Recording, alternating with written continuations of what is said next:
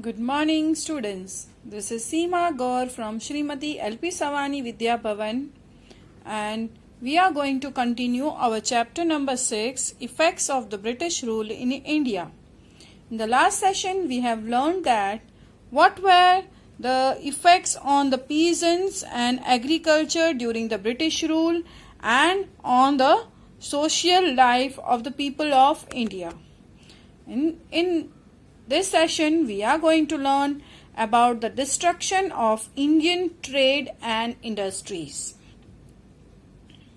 The handlooms of India supplied textile to the markets of Asia and Europe.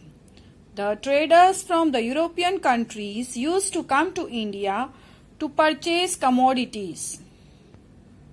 The Indian-made jute, silk, woolen and cotton textiles were in high demand in the European markets. The soft and delicate muslin of Dhaka was world famous. Apart from textiles, commodities such as salt, saltpeter, sugar, etc. were exported in exchange of tremendous amount of bullion. The handlooms of India not only supplied the textile to the markets of India, but it was supplying to Asia and Europe. And the traders from various countries, the European countries, they used to come to India to purchase these commodities. Here commodities means are the goods. Indian goods means the textile which were in demand were jute, silk, woolen, cotton. These all were in demand, very much in demand in the European markets. And the soft and delicate muslin of Dhaka was world famous. Apart from textile, not only clothes, means apart from textiles, commodities such as salt, saltpeter. Saltpeter is a potassium nitrate which is used as a preservatives in many food items. Salt, saltpeter, sugar, etc. all these were exported, and in the exchange of these commodities, in exchange of these goods, we were getting a lot of bullion, that is the gold and silver, the raw gold and silver. Before making ornaments or before giving the shapes to the gold and silver, we were getting a lot of gold. Here bullion means gold and silver in bulk before it's getting into its shape. So in exchange of our products, we were getting the bullion, a lot of bullion in exchange. And so we can say that India was earning a good amount in exchange of its products. The whole scenario changed as the British rule was implemented. The flow of bullion, that is the gold and silver, got reversed. In the beginning, the Industrial Revolution, the British took 500 crore rupees as per today's standard only from Bengal during their rule. Just imagine the wealth the British would have accumulated from the whole country. As I said, we were earning lot of our products, and in exchange we were getting gold and silver, that is the bullion. But after the British rule was implemented, means after the British rule was into action, the whole plan was changed. The flow of bullion which was coming into India got reversed and went into the side of the England. In the beginning of the Industrial Revolution, the British took 500 crore rupees as per today's standard only from Bengal, and that is the amount only from Bengal, and we can imagine the amount they would have taken from the whole country. And that time, the amount, the value of crore was lot. You can see the things to know it is written. It is not surprising today to talk about the lakhs and crores of rupees. Find out from your grandparents about the value of 1,000 rupees 50 years ago. Why were coins larger in the size those days? See, earlier times, even the 1,000 rupees was the big amount, and lakh was much bigger, and crores were the means very hardly the people used to hear about the crore rupees. Anybody has like crore rupees. So after the Britishers came to India, they have taken lot of money from India just to make England more richer. Okay. With the help of the raw materials produced in India and the money collected from India, the business and industries in England prospered. Their mills started progressing. The cloth manufactured in England was imported in India without levying any duty on it, whereas there were taxes up to 80% on the cloth manufactured in India. As a result, textile made in India became costlier in the Indian market itself. The Indian handicraft and cottage industries could not withstand the competition, and they could not sustain themselves. Many skill-based industries of our country like textile industries, glass, paper, mineral, shipbuilding, etc. got ruined due to the policies of the British. Lakhs of skilled workers became unemployed. Gradually, the poor workers of the rural areas of India became poorer.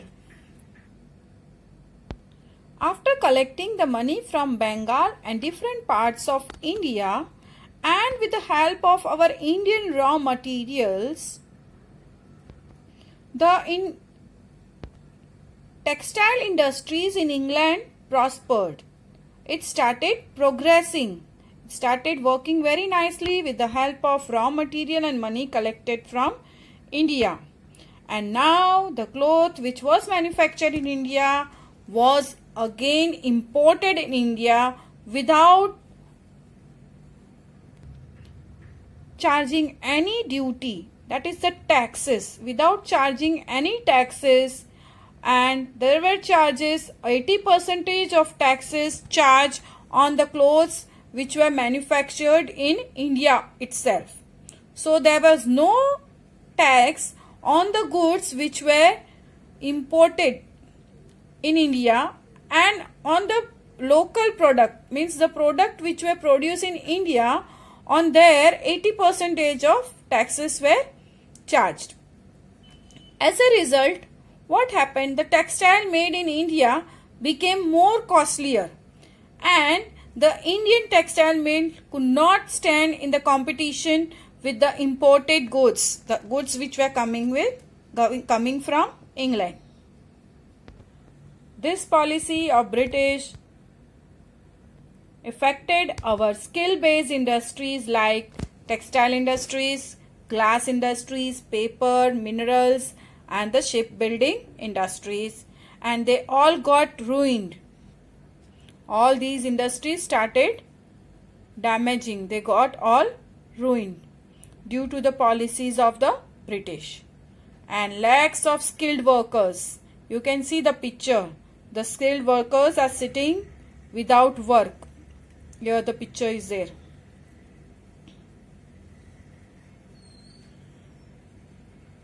The lakhs of skilled workers became unemployed, and so in this way the poor workers of rural areas of India became more poorer. Rural areas are the areas which are near to the city, attached to the city, but are not counted in the city. In this way, by the British policy, our Indian trade and industries were damaged. They were destructed by the Britishers. Our next topic is suspicion about the reforms. Suspicion means doubt. Having a doubt about the reforms, the rules made by the Britishers. When William Bentinck came to India, liberal thinking was getting its strong hold in England. This way of thinking slowly reached India. The British rulers started taking interest in the lives of people of India. Lord William Bentinck became quite popular in India by introducing new beneficial reforms. During his time, Indians started getting jobs in company administration. Indians were allowed to use their mother tongue in the court of law. Raja Ram Mohan Roy and other social reformers were constantly making efforts to stop the evil practice of sati. Bentinck agreed to these efforts and passed a law in 1829 to ban the practice of sati. When William Bentinck came to India, the liberal thinking was getting stronghold.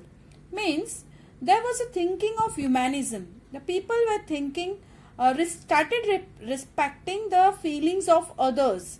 It was getting stronger in England, and slowly this thinking of the England reached India, and so the Britishers started taking in the interest in the life of the people of India. And this Lord William Bentinck became the popular by introducing some beneficial reforms, some new reforms which were helpful for the Indians. And during his time, people also started getting job in company administrations, and people were also allowed, means Indian people were allowed to use the mother tongue in the court of law. Otherwise, in the court of law, only the English language was allowed. But after this William Bentinck came, the Indians were allowed to use the mother tongue, and they started getting the job in the company administration. Raja Ram Mohan Roy, who was an Indian, and some other reformers were making efforts to stop the evil practice. See, at that time, as I said earlier, the Indian people were orthodox. There was a very much evil custom of sati, that a widow has to, means a lady whose husband has died had to die with his husband itself. She has to die alive. And they were making, Raja Ram Mohan Roy and social reformers were making their efforts to stop this evil practice. And Bentinck also agreed to their efforts. And he passed a law in 1829 to ban the practice of sati, means to stop this practice of sati. During the time of William Bentinck, the English rulers tried to eradicate the social evils as per the will of the social reformers. The orthodox class witnessed these reforms with suspicion. So, as per the will of the social reformers like Raja Ram Mohan Roy and others, William Bentinck also tried to remove this our custom of sati. It was a very evil custom of sati, and he wanted to remove it. So he tried to remove this practice.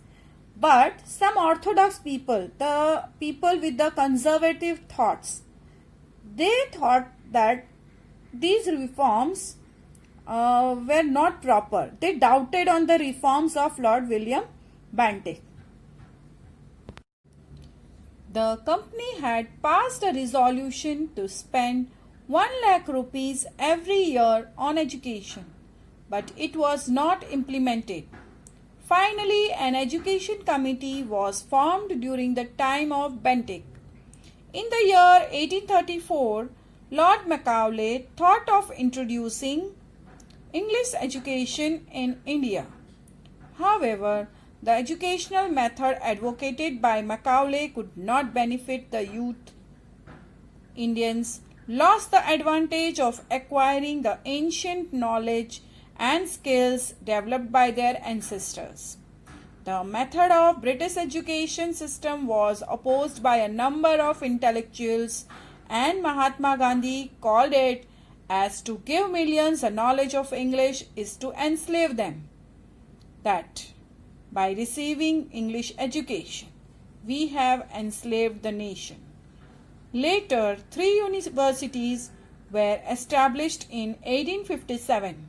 The Britishers could get educated workforce due to the introduction of English education. Alongside it also developed a nationalistic thinking among the educated Indians. The company had taken a decision to spend 1 lakh rupees every year on education of Indians, but it was not put into action. And so finally one education committee, means a group of people was appointed to form one new rules for the education. In the year 1834, Lord Macaulay thought of introducing the English education in India. So, he introduced a new English education in India, but it was not beneficial for the youth. The young people could not get the benefits of the English education. Okay, because the youth have already studied in the local language, and now introducing the English language will not benefit them.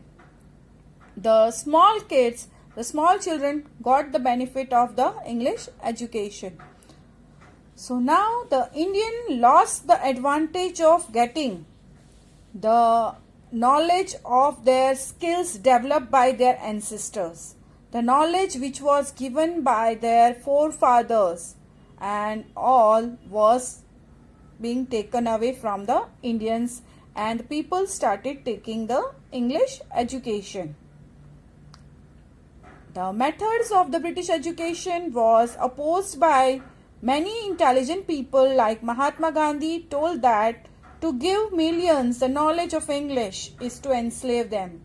Means by giving the Indian people English language is to making them slave for the Britishers. And in this way we have made our nation the slave. Later on, as we have learned in the last chapter, the 3 universities were established in 1857, and British could get the educated workforce because of this new introduction of English education. But side by side, the nationalistic feeling also developed among the educated Indians.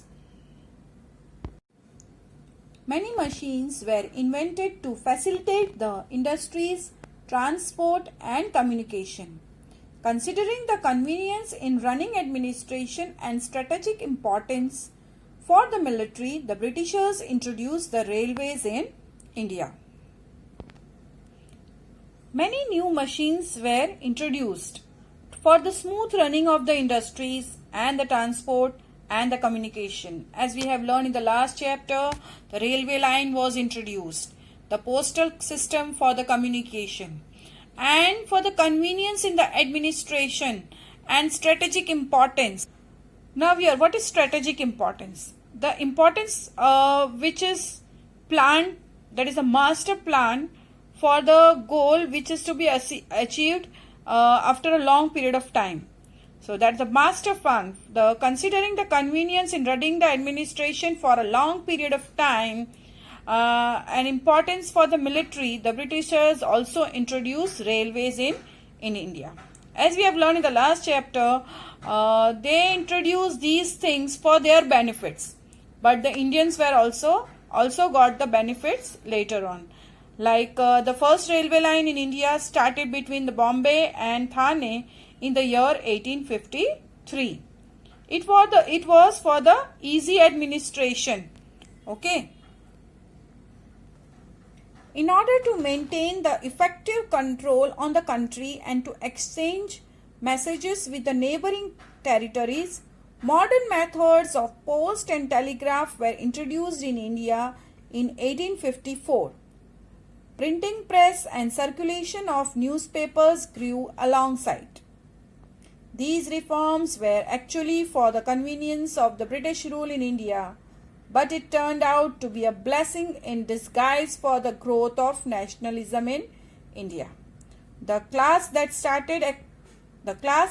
acquired the English education spearheaded the social reforms and nationalism in India, since they were more familiar with the contemporary developments in the world around.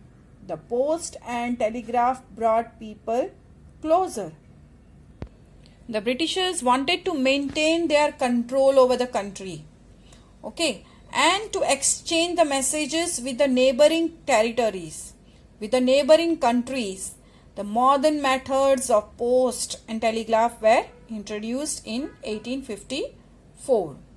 Also, the printing press and circulation of newspapers grew during that time. All these reforms were actually for the convenience of British rule in India, but it was also beneficial. It was in disguise, as it benefited Indians later on for the growth of nationalism in Indian people.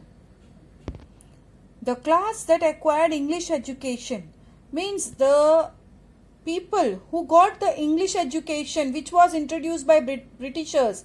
Later on, they became the leaders for the formation of the social reforms and the feeling of nationalism in India.